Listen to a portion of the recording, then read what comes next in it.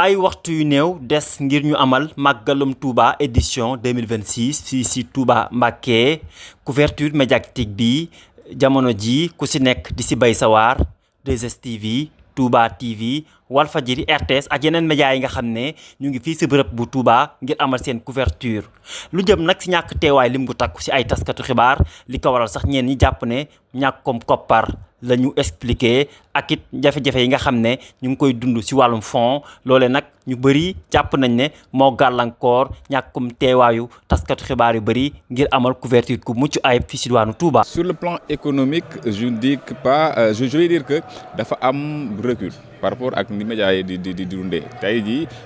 en 2025 le médias yi gënoon féex 2026 en 2024 lañ gënoon féex 2025 et donc ça va de mal en pis médias yi jamono ji ñu ngi gën a am ay jafe-jafe ñun suñ par exemple on a eu d'énormes difficultés pour mobiliser toute l'équipe bi nga xam ne moom lañ bëggoon mobiliser plus d'une vingtaine de personnes nga bëgg ko déplacer de Dakar à Touba ak tout ce que ça demande comme moyen logistique tout ce que ça demande comme moyen yi nga xamante ne pour ñoom ñu nekk dans une situation bu leen permettre ñu def le travail comme il faut dafay 10 ci entreprise bi moom kese on a essayé de trouver d'autres alternatives yi nga xamante ak les partenaires tout ça mais ça n'a toujours pas suffi pour nga dem li nga def li nga xamante ni moom mooy le travail comme il faut donc da ngay obligé def avec des moyens du bord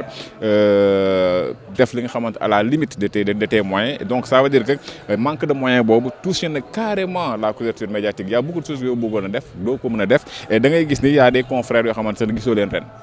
Et donc ça te montre que ni jafe-jafe am na yow tu as réussi à être là à faire des choses même si li nga bëgg a def mënoo ko def am na ñoo xamante ne jotuñ fay sax egg si donc ça veut dire que les médias souffrent de plus en plus et jot na aussi ñu gëstu leen. waaw je pense que ni ci côté boobu commission culture ak communication sëñ Abdoulaye Gaynde Fatma jiite ko. xëy na dinañu am les données statistiques yi nga xamante ni gën na approprié ci loolu mais ci suñu côté ñun defe naa ni lu jëm ci wàllu demande quelle que soit accréditation wala yeneen ak yeneen surtout médias classiques yi ak yenn ci yi nga xamante ni ay médias lañu web TV entre autres gaw ma ni problème bi war na mën a poser ci seen problème. ensuite ñeneen ñi aussi ci seen côté ñeneen ñi aussi gis naa ni yokkute moom mi ngi ci ñoom et que liggéey bi ñu doon def teg ko ci yoon defe naa ni jafe-jafe moom waruñu ko mën a am ci wàllu boobu quoi. bu weesoo loolu. comité d'organisation bu màggalum Touba bi jël ay matukaay lu jëm ci dérive ak folklore yi nga xam ne dañ koy nemmeeku ci jamono màggal gi muy ab dogal boo xam ne ñi nekk ci média yi lu ci mel ni rédacteur en chef yi rafetlu ko lool waaye nag noppi nañu ngir tënku ci dogal googee ngir amal couverture ku mucc ayib. restriction yi da ci bokk les réseaux sociaux yi ci bëri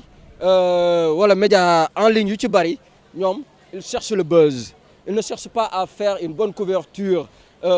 ci li nga xamante ne moom mooy quintessence su màggal bi li nga xamante ne moom moo di wane liggéeyu xaadimal rasoul Cheikh Ahmadou Bamba am na ñu ci bëri nekkuñu ci dimension boobu am na ñu ci bëri ñoom ils sont toujours dans la recherche du buzz maanaam am contenu boo xamante ne moom ngay jaay rek certes fii mën nga jaay mais il faut travailler dans l'éthique il faut travailler avec les normes yi nga xamante ne moom la ville sainte bi accepté donc loolu moom dañ ci woo suñu mbokku journalistes yi nga xamante ne ñoom xam nañu seen devoir ak seen sens ak leur responsabilité du travail ñu veiller ci parce que tamit fii nekkul pour xajamal nekkul pour chercher du buzz mais c'est pour un travail décent. ci wàllu boobu noonu xam nga dafa am ay mutations yu bees yoo xamante ni tey dafa fekk si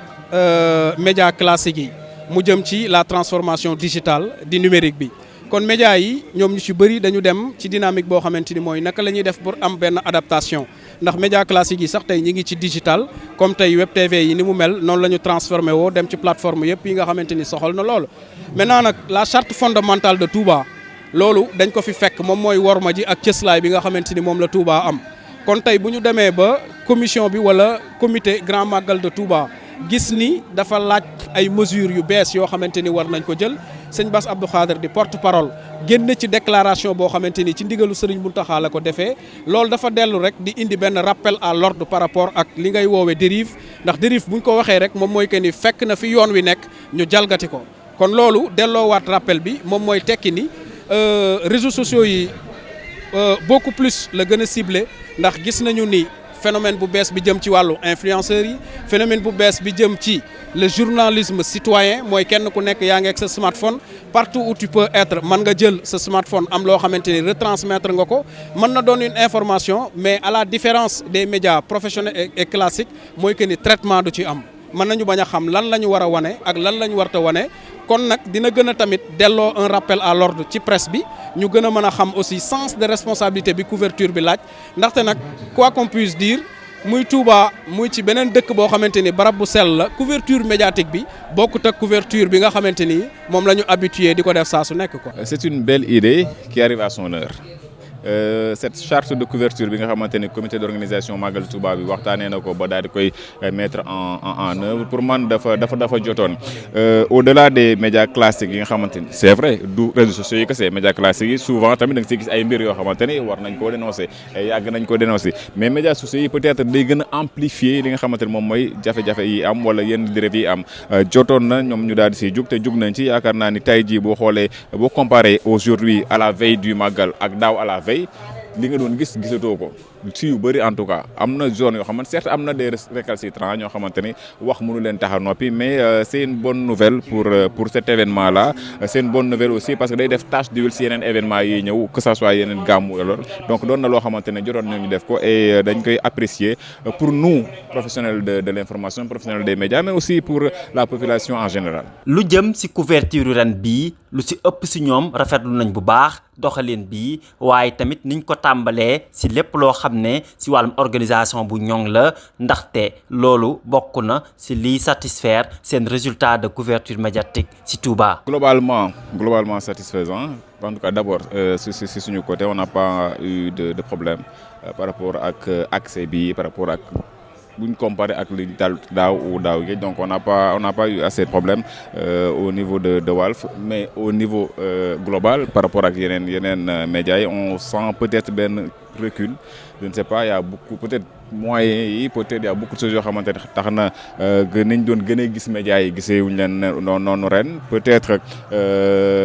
le contexte économique mën na am lu mu si joué mais aussi les décisions yi nga xamante ne Touba jël na ko au-delà des médias classiques yi nga xamante ne si la ñu nekk y a aussi les médias sociaux yi nga xamante ne aussi gis nañ benn recul boo xamante ne am nañ ci peut-être am na lu ci baax am na loo xamante ne aussi on pourrait aussi en discuter. ñun au niveau de Touba TV vraiment dañuy saluer non seulement première équipe bi nga xamante ne ñoom ñoo nekk fii biir Touba am fi siège di liggéey bu am solo parce que ñoom ñoo ñuy permettre ñuy ñëw ci dal ñoom ñoo ñuy permettre ba deuxième équipe bi nga xamante ne moom mooy jógee Dakar bu ñëwee du ñu am benn problème parce que ñoom dinañ baliser le terrain ba nga xamante ne ñun bu ñu ñëwee du ñu am benn problème pour la couverture wàllum accréditation yi wàllum logement bi defaraat bërëb yi yëpp ñoom ñoo koy gérer xool point yi nga xamante ne jàpp nañ ni moo gën a stratégique pour faire de très bons plateaux yooyu yëpp ñoom dañ ciy liggéey à telle sorte que ñun bu ñu ñëwee du ñu am benn problème pour la couverture. waaw couverture bi dama naan média benn bu ci nekk ak façon bi nga xamante ni moom lay defee approche rédactionnelle wala approche couverture dans le cadre général beneen bi aussi moom mooy que ni média bu nekk aussi ak ligne éditoriale am kon defe naa ni couverture bi matière bi mën na doon benn waaye itam angle de traitement yi mën na différer un peu mais toujours est-il que couverture bu particulière la genre événement yi nga xamante ni c'est à dimension religieuse.